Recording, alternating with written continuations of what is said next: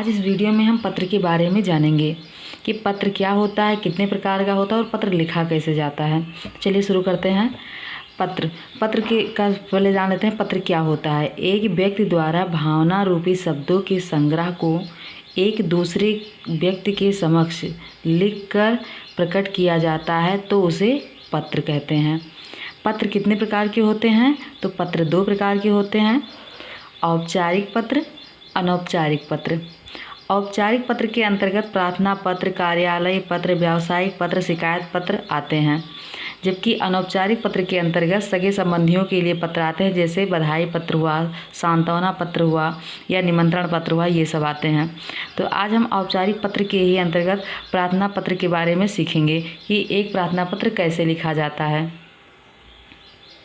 हम इसमें आवश्यक कार्य हेतु अवकाश के लिए प्रार्थना पत्र लिखना सीखेंगे। प्रार्थना पत्र लिखने से पहले हमें पत्र लिखने के लिए एक मार्जिन बना लेना चाहिए। इस तरह से मोड़ करके थोड़ा सा मार्जिन बना लेना चाहिए। ये इसलिए बनाया जाता है ताकि अगर ये किसी फाइल में लगाना हो तो बाकी चीज़ें कट ना होने पाएँ। से इतना ही लग जाएगा तो बाकी चीज़ें सेफ रहेंगी, वो सब कट नहीं होगा, इसलिए मार्जिन बनाना बहुत ज़रूरी हो जाता है। अब शुरू करते हैं पत्र कैसे लिखें। तो सबसे पहले जब भी हमको पत्र लिखना होता है तो हम ऊपर लिखते हैं सेवा में, उसके बाद हम कामा लगाते हैं। फिर उसके बाद जिसके पास हम पत्र लिख रहे हैं उनको हम लिखते हैं। जैसे हम प्रधानाचार्य के पास लिख रहे हैं तो हम यहाँ पर लिखेंगे प्रधानाचार्य महोदय। अभिवादन शब्द का बहुत ज़रूरी है लिखना। अब प्रधानाचार्य महोदय के बाद हम यहाँ पर अपने स्कूल का नाम और पता लिखते हैं। जो भी स्कूल का नाम होगा उस स्कूल का नाम लिख देंगे यहाँ पर और उसका साथ में पता भी लिख देंगे। अब उसके बाद सबसे इम्पॉर्टेंट है कि विषय, कि किस लिए पत्र लिखा जा रहा है। तो यहाँ पर हम आवश्यक कार्य के लिए लिख रहे हैं, इसलिए हम विषय में लिखेंगे आवश्यक कार्य हेतु अवकाश के लिए प्रार्थना पत्र। अब उसके बाद विषय लिखने के बाद अब हम महोदय से लिखना शुरू करेंगे अभिवादन वर्ड के साथ। तो यहाँ पर महोदय लिखने के लिए सबसे पहले आपको ध्यान रखना जो ये सेवा में लिखा हुआ है इसी के बराबर नीचे पर यहाँ महोदय लिखना है। थोड़ा सा भी इधर उधर नहीं करना है, इसी के नीचे लिखना है हमें। अब हम शुरू करते हैं, महोदय लिखेंगे, उसके बाद कामा लगाएंगे, फिर हम अपनी बात को रखेंगे। और यहाँ पर अभिवादन के रूप में जब जो भी हम बोलेंगे उसमें आदर की भावना होनी चाहिए। जैसे हम यहाँ लिखते हैं सविनय निवेदन है कि आज मेरे घर पर अत्यधिक आवश्यक कार्य पड़ जाने के कारण मैं विद्यालय में उपस्थित नहीं हो पाऊँगा। इसमें हम केवल ये बताते हैं कारण कि हम विद्यालय क्यों नहीं आ पा रहे हैं। अब उसके बाद जो अगला पैराग्राफ होगा या अगला अनुच्छेद होगा उसमें हम ये बताएं कि हमें कितने दिन की छुट्टी चाहिए। तो यहाँ देखिए, अब इसको लिखने के लिए आपको ध्यान रखना है जो ये हमने लिखा है सविनय निवेदन, इसके बराबर हमें नीचे यहाँ पर अतः से शुरू करना है। हम यहाँ पर जो लिख रहे थे सेवा में और महोदय ये दोनों बराबर होना चाहिए।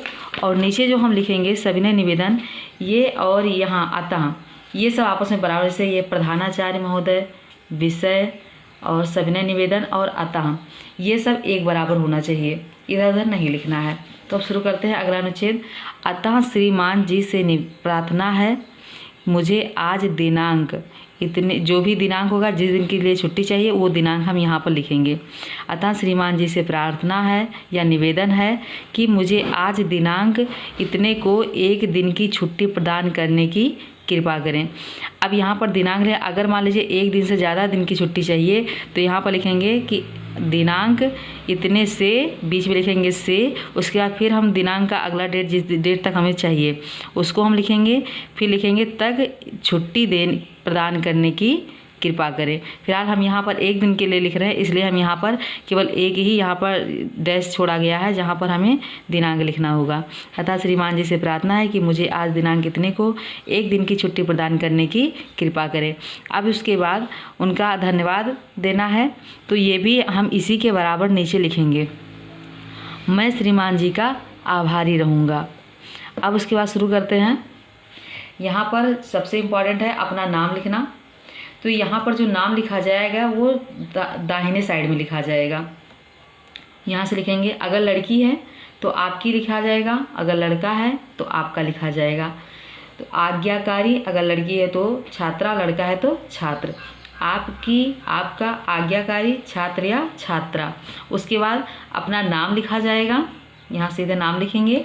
उसके बाद क्लास का नाम लिखेंगे, कक्षा, उसके बाद अनुक्रमांक लिखा जाएगा और इसके बाएं साइड में यहाँ पर दिनांक को लिख देना है कि कितने दिनांक को हम ये लेटर दे रहे हैं। तो ये औपचारिक पत्र लिखने का एक तरीका है।